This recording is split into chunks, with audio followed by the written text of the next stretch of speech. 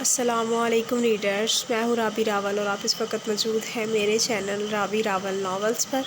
امید کرتی ہوں کہ آپ لوگ بالکل ٹھیک ٹھاک ہوں گے، خیریت سے ہوں گے۔ تو سب سے پہلے تو معذرت کہ میں آپ لوگوں کو ایپیسوڈ اپلوڈ نہیں کر سکی، کیونکہ میں نے کہا تھا میں کروں گی اور میں نہیں کر سکی کیونکہ میری طبیعت اتنی خراب ہو گئی تھی۔ شاید آپ کو میری آواز سے بھی پتہ لگ رہا ہو، مجھے نزلہ زکام اور بخار اور کھانسی وغیرہ۔ تو ریڈنگ کا تو میرے خواب و خیال میں بھی نہیں تھا کہ میں کر پاؤں گی، کیونکہ گلا کافی خراب ہو رہا تھا اور نزلہ زکام بھی لگا تھا، تو اسی وجہ سے میں آپ لوگوں کا ایپیسوڈ اپلوڈ نہیں کر سکی۔ اب بھی طبیعت بہتر نہیں ہے، لیکن بالکل ٹھیک نہیں، لیکن اللہ کا شکر ہے کہ کافی بہتر ہے۔ تو میں نے سوچا کہ میں نے چلیں آپ لوگوں کو میں نا ایپیسوڈ اپلوڈ کر دوں۔ تو چلیں سٹارٹ کرتے ہیں ایپیسوڈ کو۔ اس سے پہلے کہ میرا گلا سوکھ کے کھانسی آئے اور مجھ سے ریڈ نہ کیا جائے، تو باتوں میں بالکل بھی ٹائم ویسٹ نہیں کرتے اور اس کو ریڈ کرتے ہیں۔ So let's start. نفرت اور محبت سے رقم ناول ہے ہمارا، نفرت اور محبت سے رقم عشق کی داستان، سیکنڈ لاسٹ ایپیسوڈ کا پارٹ 2، اور تحریر ہے رابی راول کی۔ چلیں جی۔ حارث خان نے صبح اٹھتے ہی سب لوگوں کو فون کر کے اپنے گھر ناشتے پر مدعو کیا تھا۔ سب لوگوں کو حارث خان کے گھر آ کر جھٹکا تو تب لگا جب انہیں نور کے ہوش میں آنے کی خبر ملی تھی۔ کوئی خوشی کے مارے نور کا منہ چوم رہا تھا تو کوئی اپنے اللہ کے آگے اس کا شکر ادا کرتے سجدہ ریز تھا، لیکن نور کی نظریں جس کی متلاشی تھی وہ پتہ نہیں کہاں غائب تھا۔ ہر آہٹ پر، ہر بار دروازہ کھلنے کسی اور کو دیکھتے اس کی نظریں مایوس واپس لوٹتی تھی۔ کبھی دروازے پر کوئی ہوتا تو کبھی کوئی، لیکن جس کی وہ منتظر تھی وہ اس کا اپنا درد دکھائے، اپنے دل کا حال نور پر کھولتا پتہ نہیں کہاں غائب تھا۔ غفران کی غیر موجودگی کو کسی نے نوٹ کیا تھا یا نہیں کیا تھا، لیکن رافع خان نے نوٹ کیا تھا۔ اسے صحیح معنوں میں اس بندے پر رج کے تب چڑھی تھی کہ ان 9 ماہ میں غفران نے ایک لمحے کے لیے بھی نور کو اکیلا نہیں چھوڑا تھا۔ اگر یہ کہا جائے کہ غفران نے نور کے علاوہ کہیں اور سانس نہیں لیا ہوگا تو یہ کہنا غلط نہیں ہوگا، لیکن اب جب نور کو اس کی سب سے زیادہ ضرورت تھی تو وہ بندہ سرے سے غائب تھا۔ حارث خان کے گھر نور کے ہوش میں آنے کی خوشی میں اچھی خاصی رونق لگ چکی تھی۔ انہوں نے یہ خوشیاں پوری 9 ماہ بعد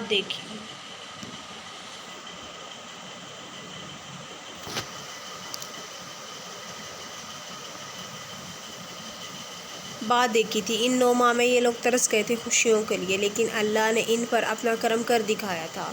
رافع خان نے نور کے لیے ایک بہترین اور ماہر فزیو تھراپسٹ ہائر کی تھی جو نور کی ورزش اور سیر سے لے کر اس کی ڈائٹ کا پراپر خیال رکھنے والی تھی۔ رافع کو غفران سے کوئی امید نہیں تھی، کیونکہ صبح سے شام ہونے کو آ گئی تھی لیکن وہ ابھی تک گھر نہیں آیا تھا۔ غفران کی لا تعلقی دیکھتے ہوئے رافع خان نے خود ہی نور کی جانب سے تمام انتظامات کر دیے تھے، کیونکہ اب وہ نور کے معاملے میں کسی بھی قسم کی کوتاہی نہیں چاہتا تھا۔ صبح سے شام اور شام سے رات ہونے کو آئی تھی، سب لوگ اس سے مل کر جا چکے تھے، لیکن جس ستمگر کی وہ منتظر تھی اس نے ابھی تک اپنی شکل نہیں دکھائی تھی۔ فزیو تھراپسٹ بھی صبح کی ورزش کے بعد شام کی سیر اور رات کی ورزش کراتے جا چکی تھی۔ نور کے اکیلے ہونے پر رمائسہ بیگم نے اس کے کمرے میں رکنے پر اصرار کیا تھا، لیکن نور نے یہ کہہ کے کہ انہیں اپنے کمرے میں بھیج دیا کہ میں بہتر محسوس کر رہی ہوں، آپ جا کر اپنے کمرے میں آرام کر لیں اور اگر کسی چیز کی ضرورت ہوتی بھی ہے تو میں بیل کر کے آپ کو بتا دوں گی۔ رمائسہ بیگم کو بھی اب غفران کی لا تعلقی پر شدید غصہ آیا تھا، لیکن وہ چاہ کر بھی کچھ نہیں کر پا رہی تھی۔ رمائسہ بیگم چاہتی تھی کہ جب تک غفران نہیں آ جاتا وہ نور کے پاس ٹھہر جائے، اگر کسی چیز کی ضرورت ہو یا طبیعت خراب ہو تو وہ ڈاکٹر سے رابطہ کر سکیں، لیکن نور کے اصرار نے انہیں کمرے میں جانے پر مجبور کر دیا تھا۔ نور نہیں چاہتی تھی کہ جب بھی غفران آئے کوئی اس وقت کمرے میں موجود ہو، وہ چاہتی تھی کہ غفران پہلے کی طرح اس کے پاس آئے، اس سے اپنا درد، اپنے دل کا حال بیان کرے اور نور اس کے آنسوں کو اپنے ہاتھوں سے چنتے اس کے آنسوؤں کا مداوا کرے، اس کی تکلیف پر، درد پر مرہم رکھے، لیکن وہ ظالم جیسے پھر بھول بیٹھا تھا۔ وہ اس کے ہوش میں آنے کی وجہ سے غائب نور کو نئے سرے سے غیر حاضر ہو کر تکلیف میں مبتلا کر رہا تھا۔ نور کو غفران کے لمس کی ان 9 ماہ میں ایسی عادت ہو چکی تھی کہ رات کے 3 بجنے کے باوجود نور کی آنکھوں سے نیند کوسوں دور تھی اور وہ سنگ دل اسے اپنے لمس کا عادی بناتا پتہ نہیں کہاں غائب ہو چکا تھا۔ ساری رات نور کو اپنی نظروں میں اتارنے کے بعد نور کے ہوش میں آنے سے پہلے غفران گھر سے نکل چکا تھا۔ غفران کو یہی لگ رہا تھا کہ نور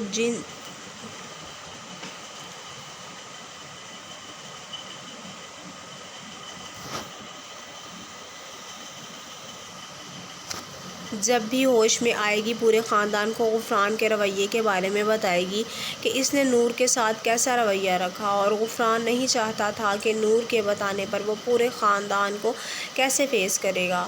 وہ پورے خاندان کو فیس کر بھی لیتا اگر اسے یقین ہوتا کہ نور اس کے ساتھ ہے، لیکن جانے انجانے میں سے یقین تھا کہ نور اب اس کے ساتھ نہیں رہے گی، اور نور سے علیحدگی والی بات سننے کی اپنے اندر ہمت نہیں رکھتا تھا۔ اس میں اتنی طاقت نہیں بچی تھی کہ وہ نور کی شکوہ کن آنکھوں میں آنکھیں ڈالتا، نور کی تکلیف اور کرب میں گزرے دنوں کو دیکھ پاتا، لیکن آخر کتنے دن تک وہ نور سے احتیاط برت سکتا تھا؟ آخر کبھی نہ کبھی تو اس کو نور کے سامنے جا کر اس کے تمام سوالات کے جوابات دینے تھے۔ آخر کبھی نہ کبھی تو اس نے نور کی آنکھوں میں تمام شکووں کو پڑھنا تھا۔ اگر اس نے گناہ کیا تھا تو سزا کے لیے بھی تیار رہنا تھا۔ وہ ہر تکلیف اور نور سے ملنے والی سزا کو خوشی خوشی برداشت کرنے کے لیے تیار تھا، لیکن جو سزا غفران کی سوچ کے مطابق نور نے اس کے لیے منتخب کرنی تھی، وہ غفران سننے کی خود میں ہمت نہیں رکھتا تھا۔ آخر کار 3 دن بعد رات کے آدھے پہر اس نے گھر جانے کا فیصلہ کیا تھا۔ اس نے یہ فیصلہ کیا تھا کہ ایک دفعہ پھر نور کو اپنی آنکھوں میں بسا کر اس کی خوشبو کو محسوس کرتا اس کے جاگنے سے پہلے واپس آ جائے گا۔ اس سوچ کے آتے ہی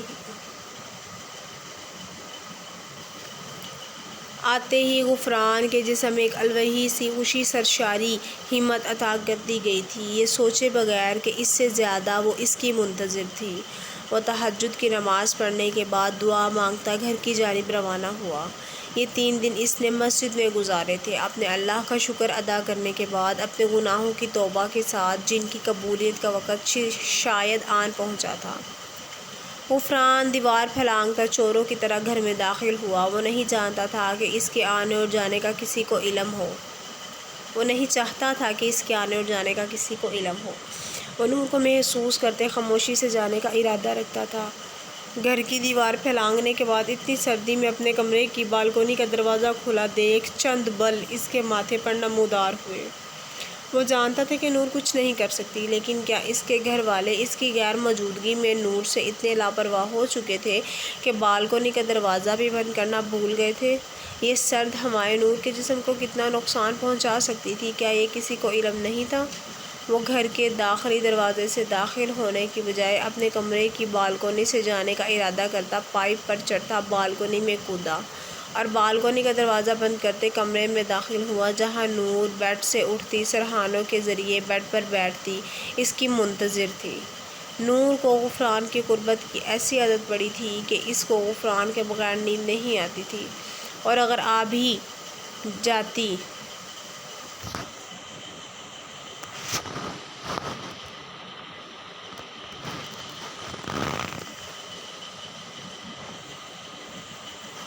تو معمولی سی آہٹ پر اس کی آنکھ کھل جاتی تھی۔ وہ غفران سے لڑنے کا مکمل ارادہ رکھتی تھی۔ ان 3 دنوں میں پورے خاندان کی توجہ، رافع کی محنت اور فزیوتھراپسٹ کی ورزش اور مکمل ڈائٹ کے ساتھ نور نے جو ریکوری 1 ہفتے تک کرنی تھی، وہ 3 دنوں میں کر چکی تھی۔ بات بھی بالکل ٹھیک طریقے سے کرنے لگ گئی تھی، جبکہ اٹھ کر بیٹھ اور لیٹ جاتی تھی، لیکن ابھی چل پھر نہیں سکتی تھی۔ نور کو پورا یقین تھا جس طرح اس کے گھر والے اس پر توجہ اور محنت کر رہے ہیں، وہ اللہ تعالیٰ کے فضل و کرم سے جلد اپنے پیروں پر بھی کھڑی ہو جائے گی۔ نور کو جاگتا اور اٹھ کر بیٹھتا دیکھ غفران کے قدم جہاں کے وہیں تھم چکے تھے، اس کے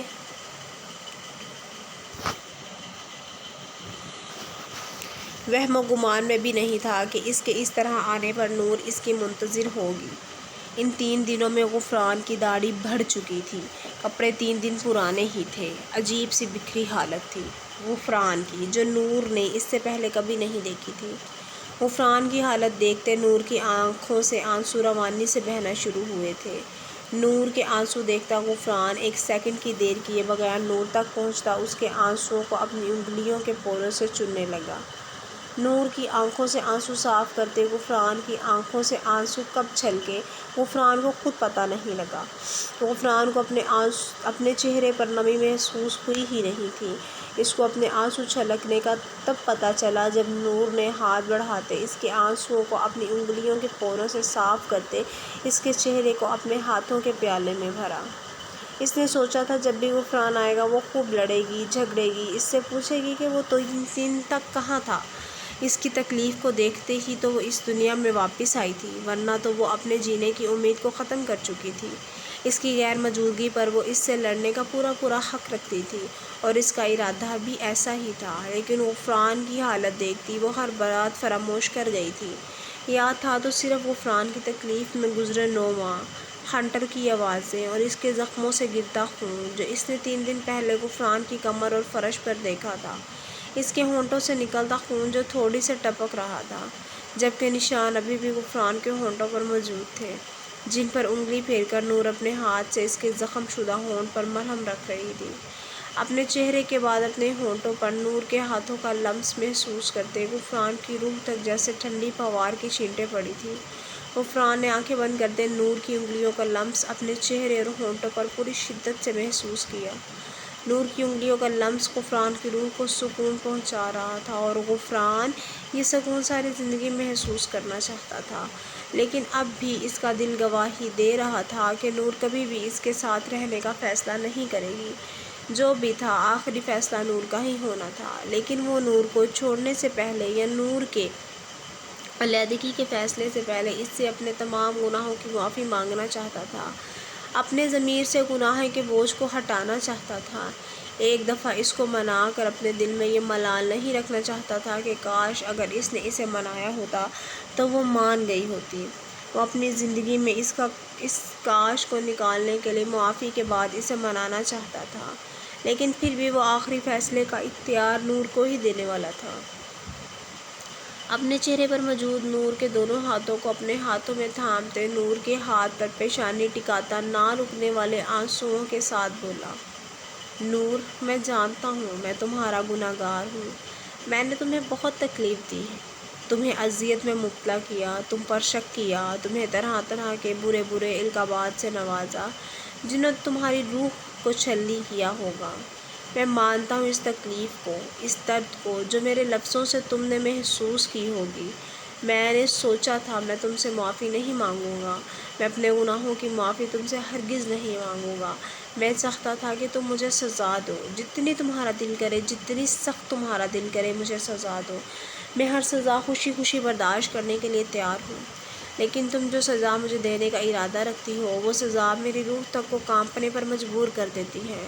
میں آج ایک سوالی بن کر تمہارے پاس آیا ہوں، تم سے معافی مانگنے، اپنے ہر گناہ کا کفارہ ادا کرنے۔ تم جو چاہو مجھے سزا دو۔ تم نے کہا تھا کہ سورۃ نور میں حکم ہے کہ جو مرد اپنی بیوی کو بد کردار کہتے ہیں انہیں 80 کوڑوں کا حکم ہے۔ بے شک تم مجھے کوڑے مارو، اور اگر اس سے بھی بڑھ کر سزا دینا چاہتی ہو تو میں اس کے لیے بھی تیار ہوں۔ تم جو چاہے مرضی فیصلہ کرو، مجھے تمہارے فیصلے سے کوئی بھی اختلاف نہیں ہے، لیکن مہربانی کر کے میرے لیے ایسی سزا تجویز نہ کرنا جس میں تمہارے وجود کا نام و نشان تک نہ رہے۔ تم جو بات کہو گی میں ماننے کے لیے تیار ہوں، تم جو سزا دو گی میں وہ برداشت کرنے کے لیے تیار ہوں۔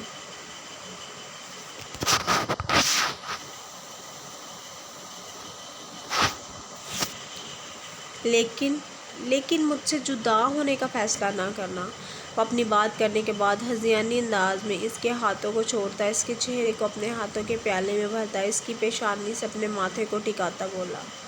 غفران کے لہجے میں اپنے ساتھ کے لیے اتنی شدت، اتنی تڑپ دیکھ نور کا روم روم کانپ اٹھا تھا۔ اس نے غفران کی شدت کو ان 9 ماہ میں محسوس کیا تھا، لیکن جیسی شدت آج اس کے لہجے میں تھی ایسی شدت 9 ماہ میں بھی نہیں پائی گئی تھی۔ اس کے ایک عمل سے، ایک حرکت سے اور شدت اور بے چینی واضح تھی، آنکھوں میں بچھڑنے کی داستان رقم تھی۔ تم یہ پکڑو، اس سے مجھے سزا دو، جتنی چاہے مجھے سزا دو، میں تمہاری ہر سزا کو برداشت کرنے کے لیے تیار ہوں۔ وہ نور کے چہرے کو چھوڑ دراز سے ہنٹر نکالتا اس کی جانب بڑھا اور ہنٹر کو نور کے ہاتھ میں تھماتا اس کے سامنے بیٹھتا بولا۔ ہنٹر پر جمے خون کو دیکھ ایک لمحے میں نور نے اس ہنٹر کو دروازے کی طرف پوری شدت سے پھینکا تھا۔ سمجھ کیا رکھا ہے آپ نے خود کو؟ جب دل چاہے گا مجھے تکلیف دیں گے، جب دل چاہے گا میرے قریب آئیں گے، اور جب دل چاہے گا مجھے پھر سے تکلیف میں مبتلا کریں گے۔ آپ کی تکلیف سے تکلیف ہوتی ہے مجھے نہیں دیکھ سکتی میں آپ کو اس حالت میں۔ آپ سزا دینے کی باتیں کر رہے ہیں۔ آپ نے جتنی سزا کاٹی ہے وہ اللہ کے دیے گئے حکم اور میری برداشت سے بڑھ کر تھی۔ آپ کے جسم پر لگنے والا ایک ہنٹر مجھے ایسا محسوس ہوتا جیسے میرے جسم پر مارا جا رہا ہو۔ آپ کی تکلیف مجھے تکلیف میں مبتلا کرتی ہے۔ آپ کیوں ہیں اتنے بے حس؟ آپ کو بالکل بھی احساس نہیں ہے،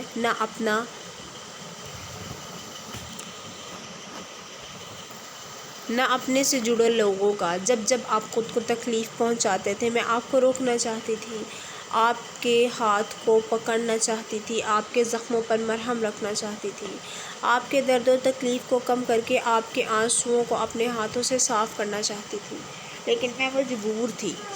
میں آپ کے پاس آنا چاہتی تھی لیکن نہیں آ پا رہی تھی۔ مجھے اللہ کی طرف سے شاید اس چیز کا حکم نہیں ملا تھا، لیکن جس دن سے مجھے ہوش آیا میں آپ کی منتظر تھی۔ 3 دن سے مسلسل میں آپ کا انتظار کر رہی تھی کہ آپ اب آئیں گے، آپ اب آئیں گے، لیکن آپ تو ایسے گئے کہ ایک دفعہ بھی پیچھے مڑ کر دیکھنا پسند نہیں سمجھا۔ آپ نے میرا خیال رکھا، میری پرواہ کی، لیکن مجھے آپ کی ضرورت تھی، آپ کے خیال کی اشد ضرورت تھی، اس پرواہ کی ضرورت تھی جو آپ نے میری بے خبری اور بے ہوشی کے عالم میں میری کی، اور میں پاگل ایک دفعہ پھر ہوش میں آتی آپ کی ذات سے امیدیں وابستہ کر بیٹھی تھی، لیکن آپ کو میری کوئی پرواہ نہیں تھی، نہ آج نہ کل۔ آپ مجھے چھوڑ کر چلے گئے دنیا والوں اور لوگوں کے رحم و کرم پر۔ سمجھ کیا رکھا ہے آپ نے مجھے؟ آپ نے مجھے ہمیشہ تکلیف میں مبتلا کیا ہے، پہلے اپنے لفظوں سے اور اب اپنے آپ کو تکلیف پہنچا کر۔ محبت کرتی ہوں آپ سے، نہیں دیکھ سکتی آپ کو تکلیف میں، آپ کے زخموں سے رستے خون کو۔ یہ بات سمجھ کیوں نہیں آتی آپ کو؟ غفران کے ہنٹر پکڑانے پر وہ بیتے دنوں کو یاد کرتی، غفران کے گریبان کو اپنے ہاتھوں کی سخت گرفت میں لیتی دھاڑتی بولی۔ نور کے الفاظ سن غفران جہاں کا وہیں تھم چکا تھا۔ وہ تو ابھی نور کی طرف سے ملنے والے مزید ہجر کو سوچے بیٹھا تھا، لیکن نور کی زبان سے اپنے لیے اعتراف محبت سن اس کو بالکل بھی یقین نہیں آیا تھا۔ تو کیا اس کی توبہ قبول کر لی گئی تھی؟ کیا اس کی دعاؤں پر قبولیت کی مہر کو لگا دیا گیا تھا؟ اسے ابھی تک اپنے کانوں پر یقین نہیں آ رہا تھا کہ نور جو اس سے کہہ رہی ہے وہ بالکل سچ ہے۔ نور مکمل طور پر جذباتی ہوتی، بار بار اس کے گریبان کو جھنجھوڑتی، اس سے اعتراف محبت کر رہی تھی۔ رونے اور شدت سے بولنے کی وجہ سے اس کا وجود لرزنے لگا تھا، جسے غفران نے 1 سیکنڈ کی دیر کیے بغیر ریلیکس کروانے کے لیے اپنی باہوں میں سمیٹا۔ غفران کے لمس بخشنے پر نور بھی اس کی گردن میں چہرہ چھپاتی پھوٹ پھوٹ کر رونے لگی تھی۔ آج دونوں کے زخموں پر مرہم لگے تھے، آج ہجر کی راتوں کا اختتام ہوا تھا، آج سے دعاؤں کی قبولیت کی شروعات ہوئی تھی، آج نفرت سے جنم لینے والی محبت نے عشق کی منزلوں کو طے کر لیا تھا، اور یہ منزل انتہا کی خوبصورت تھی، جس میں آپ کا محبوب آپ کی باہوں میں سمٹتا آپ کے تمام درد کا مداوا کرنے کے ساتھ ساتھ زخموں پر مرہم بھی رکھ رہا تھا۔ آج اذیت کی طویل راتوں کا اختتام ہوا تھا۔ غفران نور کے کانپتے وجود کو اپنے باہوں میں سمیٹتے نور کے بالوں کو انگلیوں کے پوروں سے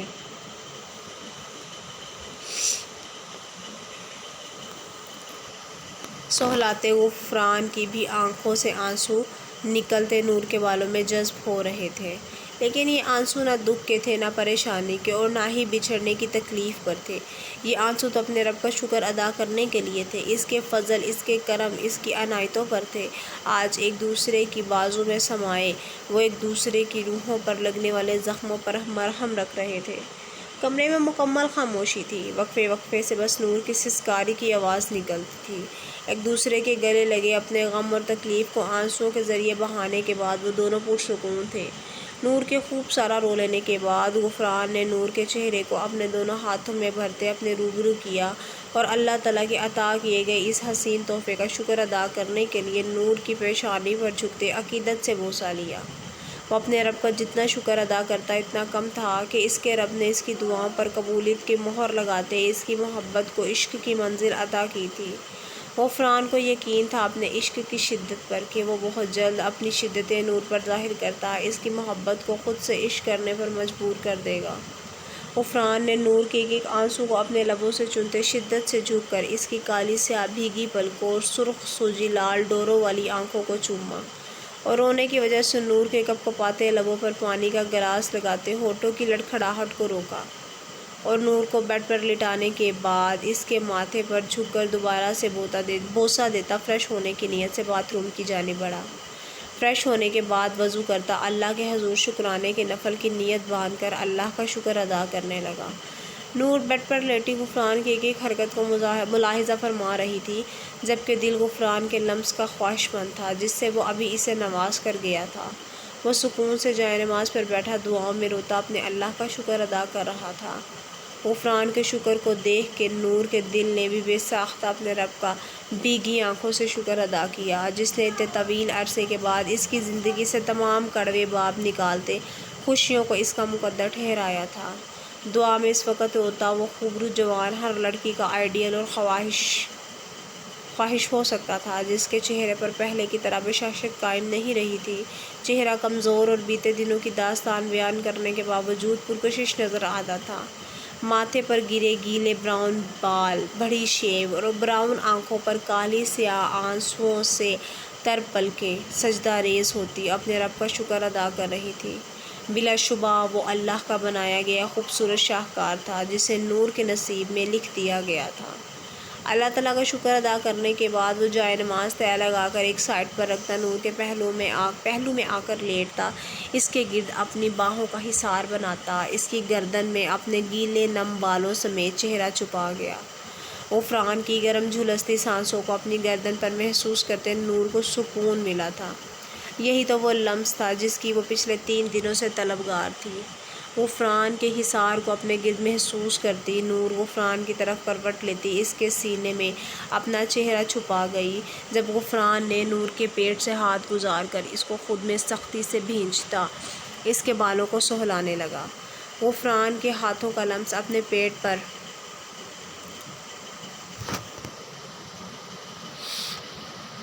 محسوس کرتے وہ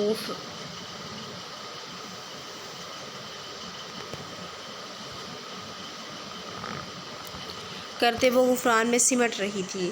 غفران بھی اس کو خود میں سماتا پرسکون تھا۔ وہ دونوں ایک دوسرے کی محبت، عشق اور قربت کو محسوس کرتے ایک دوسرے میں ایسے سمائے تھے کہ ان دونوں کو دیکھ کے بالکل بھی نہیں لگ رہا تھا کہ دو لوگ ایک دوسرے کے لمس کو محسوس کر رہے ہیں، بلکہ ان کو یہ دیکھ لگ رہا تھا جیسے اللہ تعالیٰ نے 2 جسموں میں ایک روح کی تخلیق کی ہو، اور تخلیق بھی ایسی کہ ایک جانب سے محبت انتہا کو چھوتی عشق کے در پر تھی تو دوسری جانب سے عشق انتہا کو چھوتا جنون کے در پر تھا۔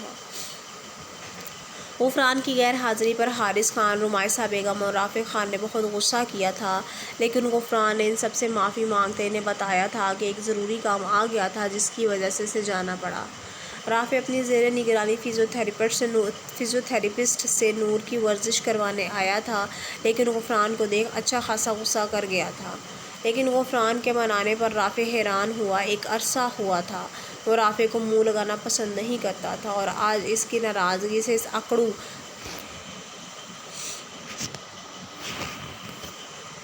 خان کو فرق پڑ رہا تھا۔ یہ بات رافع کے لیے شوق کا باعث بن رہی تھی۔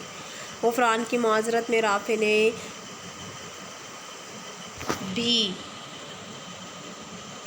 غفران کو معاف کر دیا تھا۔ رافع کے معاف کرنے پر اس نے رافع کا شکریہ ادا کیا تھا کہ رافع نے اس کی غیر موجودگی میں نور کا خیال خود رکھا تھا، لیکن اب وہ اپنی بیوی کا خیال خود رکھنا چاہتا تھا، اسی لیے وہ ورزش کراتی فزیو تھراپسٹ کو بہت جگہوں پر ٹوک رہا تھا اور بہت سی جگہوں پر اس کو ورزش کراتے دیکھ رہنمائی حاصل کر رہا تھا کہ اس کی غیر موجودگی میں غفران خود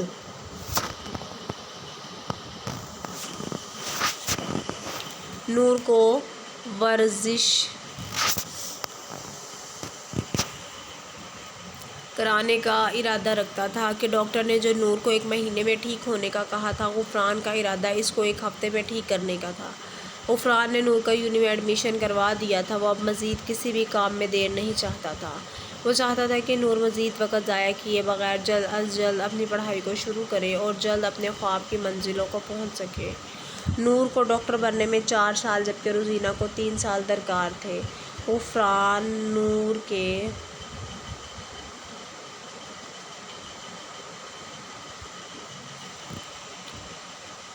کھانے پینے کا غرض ہر چیز کا خیال رکھ رہا تھا۔ اس نے چھٹیاں لے رکھی تھی آرمی ہیڈ کوارٹر اور آفس سے، اور اس کی چھٹیوں پر کسی کو اعتراض بھی نہیں ہوا تھا۔ اس کو دونوں جانب سے خوشی خوشی چھٹیاں دے دی گئی تھی۔ غفران کی محنت اور توجہ سے نور نے ایک ہفتے کے اندر اندر چلنا شروع کر دیا تھا، جبکہ مزید ایک ہفتے بعد وہ نور کو یونیورسٹی بھیجنے کا ارادہ رکھتا تھا۔ اس نے یونیورسٹی کے ایڈمن سے بات کر لی تھی، جنہیں نور کی بیماری کی وجہ سے گھر بیٹھ کر پڑھائی شروع کرنے میں کوئی مسئلہ نہیں تھا۔ یونیورسٹی ایڈمن نے کہا تھا جب تک وہ ٹھیک نہیں ہو جاتی تب تک وہ گھر بیٹھ کر تیاری کر سکتی ہیں، اور جب پیپر ہوں تو وہ یونی آ کر پیپر دے دے۔ لیکن غفران کی محنت، توجہ اور پیار کی وجہ سے وہ سیمسٹر پورا ہونے سے پہلے ہی صحت یاب ہو چکی تھی۔ غفران نور کی صحت میں کسی بھی قسم کی کوئی کوتاہی نہیں چاہتا تھا، اس لیے مزید ایک ہفتہ اس نے نور کو یونیورسٹی نہ بھیجنے کا ارادہ کر کے مزید اس کی ڈائٹ کو ٹھیک کرنے کا ارادہ کیا تھا، تاکہ نور کو کسی بھی قسم کا مسئلہ یونی میں فیس نہ کرنا پڑے۔ غفران کے رویوں کو لے کر عبدالکریم خان کافی پریشان تھے۔ یہ الگ بات تھی کہ وہ اپنی پریشانی کسی بھی سے بھی شیئر نہیں کرتے تھے، لیکن اپنے اللہ کے حضور حاضر ہو کر اپنی بیٹی کی زندگی کی بہتری کے لیے ضرور دعائیں مانگتے تھے۔ انہیں اسی چیز کا غم کھائے جا رہا تھا کہ شاید جلد بازی میں اپنی عزت بچانے کی خاطر انہوں نے اپنی بیٹی کے ساتھ ناانصافی کر دی ہے، لیکن اب غفران کی چاہت، محبت، اس کی توجہ دیکھ کر ان کے دل میں تمام خدشے اور خوف دور ہو چکے تھے۔ وہ نور کو دیکھ کر اپنے اللہ کا شکر ادا کرتے نہیں تھکتے تھے اور کافی مطمئن اور پرسکون ہو گئے تھے۔ روزینہ سو کر اٹھی تو زریز بیڈ پر موجود نہیں تھا۔ روزینہ کی آنکھ آج ذرا دیر سے کھلی تھی، ورنہ زریز روزانہ روزینہ کے فریش ہونے کے بعد اس کے بال بناتا، اس کے ساتھ ناشتہ کرنے کے بعد کام پہ جاتا تھا۔ لیکن آج اپنے لیٹ اٹھنے اور زریز کو بیڈ پر نہ دیکھ روزینہ کو یہی لگا کہ زریز گھر پر نہیں ہے۔ وہ بیڈ سے اٹھ کر بالوں کو جوڑے کی شکل میں لپیٹتی واش روم کی جانب بڑھی کہ شاید زریز باتھ روم میں ہو، لیکن خالی باتھ روم اس کا منہ چڑھا رہا تھا۔ روزینہ کو یقین ہو گیا تھا کہ زریز آج اس کو ملے بغیر، اس سے باتیں کیے بغیر، اس کے ساتھ ناشتہ کیے بغیر کام پر جا چکا ہے۔ روزینہ انتہائی غصے اور مایوسی کے ساتھ واش روم میں فریش ہونے کی نیت سے کپڑے لیتی گم ہوئی، اور ٹھیک 15 منٹ بعد بالوں کو تولیے سے لپیٹتی ڈریسنگ ٹیبل کے سامنے کھڑی ہوتی اپنے الجھے بالوں کو دیکھنے لگی۔ اپنے بالوں کو دیکھ اسے شدید قسم کی الجھن ہوئی تھی، جو اس نے شادی سے لے کر اب تک ایک دفعہ بھی نہیں سلجھائے تھے اور نہ ہی زریز نے اس کو ایسا کرنے دیا تھا۔ روزینہ بے دلی سے اپنے نم چہرے کو تولیے سے خشک کرتی الجھے بالوں کو کمر پر کھلا چھوڑتی نیچے کی جانب بڑھی، تاکہ اماں بھی اسے کہہ کر ناشتہ تیار کروا سکے، کیونکہ زریز تو شاید ناشتہ کرتا جا چکا تھا اور اس نے ایک دفعہ بھی روزینہ کو اٹھا کر ناشتہ کرنے کے لیے نہیں کہا تھا۔ زریز کے اس طرح جانے پر روزینہ کو عجیب سی جھنجھلاہٹ ہو رہی تھی۔ اپنی طبیعت کو وہ خود بھی سمجھ نہیں پا رہی تھی۔ وہ بے دلی سے سیڑھیاں اترتی کچن کی جانب بڑھی، جہاں زریز نہایت مہارت سے روزینہ کے لیے تمام ناشتہ تیار کرتا ٹیبل پر لگا رہا تھا۔ زریز کو دیکھ روزینہ کو ایک دم حیرت ہوئی۔ غصہ، جھنجھلاہٹ، ہر چیز ایک سیکنڈ میں رفع دفع ہوا تھا۔ جبکہ اسے اپنے لیے ناشتہ تیار کرتے دیکھ لبوں پر خوبصورت مسکراہٹ نے اپنا احاطہ کیا۔ روزینہ کی آہٹ پر زریز نے روزینہ کو دیکھا، جو مسکراتے اسی کو دلچسپی سے تک رہی تھی۔ اٹھ گئی میری جان؟ چلو آؤ ناشتہ کرتے ہیں۔ بالکل ریڈی ہے، میں ابھی تمہیں اٹھانے کے لیے ہی جا رہا تھا۔ وہ روزینہ کے قریب آتا، روزینہ کے الجھے گیلے بالوں کو اپنی انگلیوں سے سنوارتا،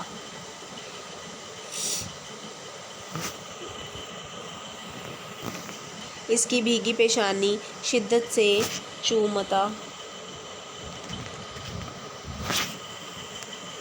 اس کی پیشانی کی نمی کو اپنے ہونٹوں میں سمیٹتا بولا۔ زریز نے کرسی کھینچتے کرسی پر بیٹھ کر روزینہ کو اپنی گود میں بٹھایا اور ناشتہ کرواتے ساتھ ساتھ روزینہ کے چہرے پر آئے بالوں کو اپنی انگلیوں سے سنوارتے پیچھے کرنے لگا، تاکہ اسے کھانا کھانے میں کوئی مسئلہ نہ ہو، جبکہ خود وہ صرف چائے پینے پر اکتفا کر رہا تھا۔ روزینہ نے ابھی عادت سے بھی کم کھانا کھایا تھا جب اس کی آنکھیں پانی سے بھر گئی تھیں۔ تیز مرچ کی وجہ سے ہونٹ کپ کپا رہے تھے، لیکن روزینہ نے اپنے منہ سے سسکاری نکالنے کی غلطی نہیں کی تھی، کیونکہ وہ جانتی تھی کہ وہ جب بھی تیز مرچ ہونے کا بتاتی تو زریز اپنے طریقے سے اس کی مرچوں کو کم کرتا تھا۔ روزینہ میڈم کھانا ناشتہ کسی طور بھی پھیکا منظور نہیں تھا۔ روزینہ میڈم کو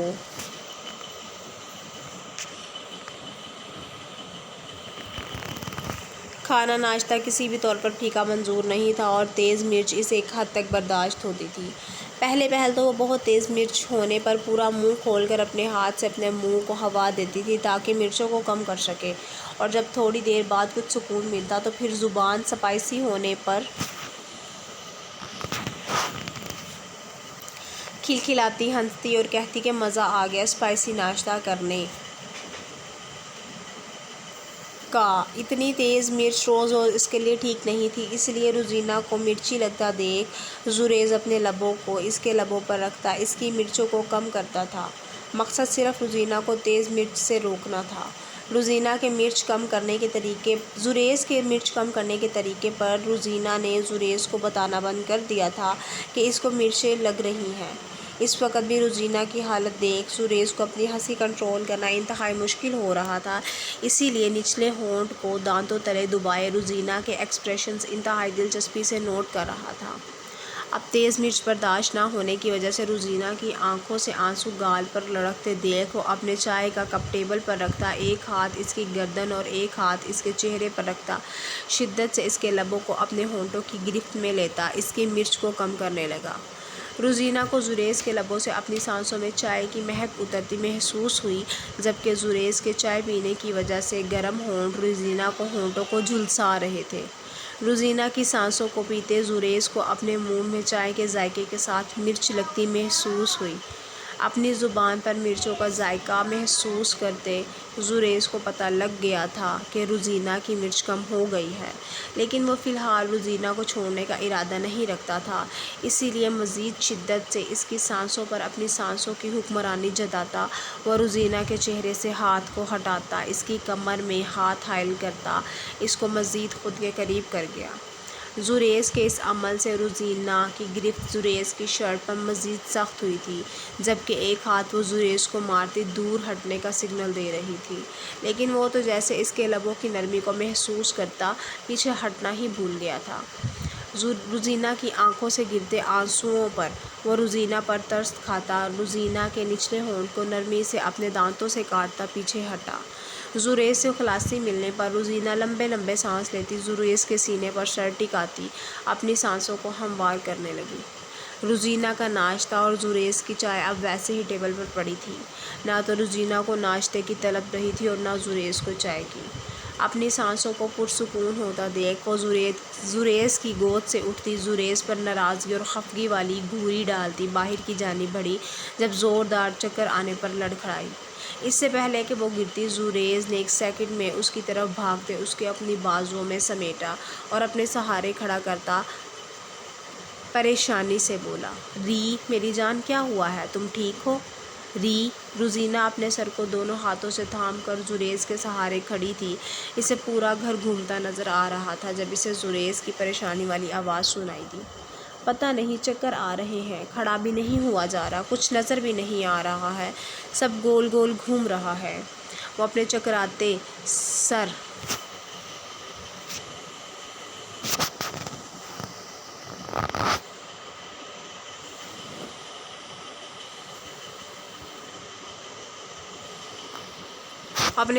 سر کو زریز کے سینے پر ٹکاتی بولی، جبکہ ہاتھ ابھی بھی چکراتے سر پر قائم تھے۔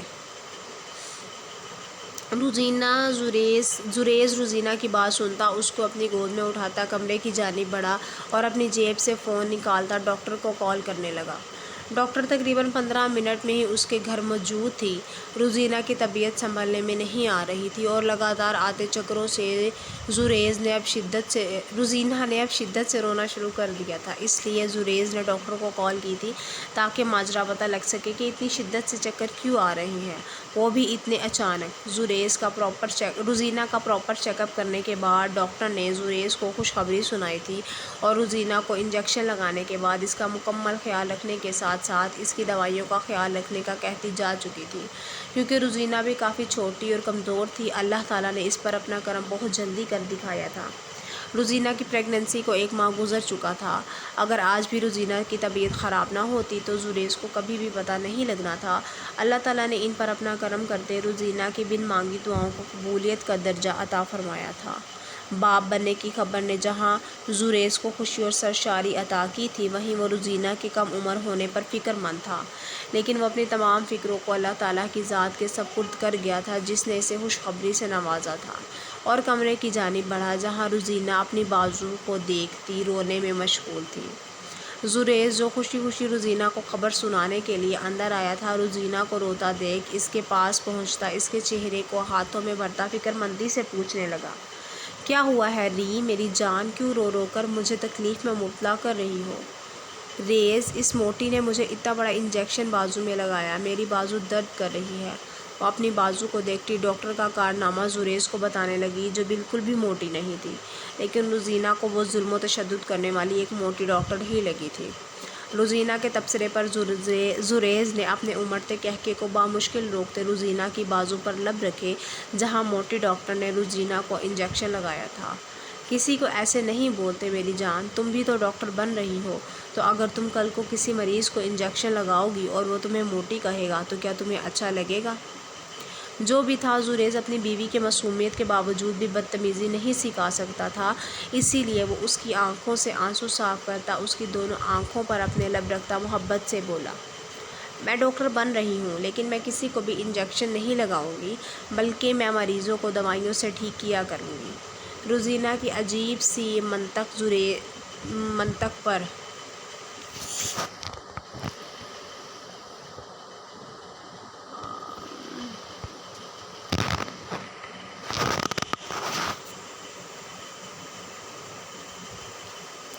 زریز حیران ہوئے بغیر نہیں رہ سکا تھا، لیکن ابھی روزینہ کو باتوں کی نہیں بلکہ آرام کی ضرورت تھی، اس لیے وہ اس کو دوائی کھلا کر بیڈ پر لیٹاتا، خود بھی اس کے ساتھ لیٹتا، اس کو اپنی پناہوں میں بھینچ گیا تھا اور شدت سے اس کے ماتھے پر لب رکھتا اس کے بالوں کو سہلانے لگا تاکہ روزینہ کچھ دیر کے لیے سو جائے۔ تھوڑی ہی دیر میں زریز کو اپنے سینے پر روزینہ کی بھاری سانسوں کی گرمائش محسوس ہوئی، اور انجیکشن اور دوائی کھانے کی وجہ سے وہ جلد ہی نیند کی وادیوں میں اتر گئی تھی۔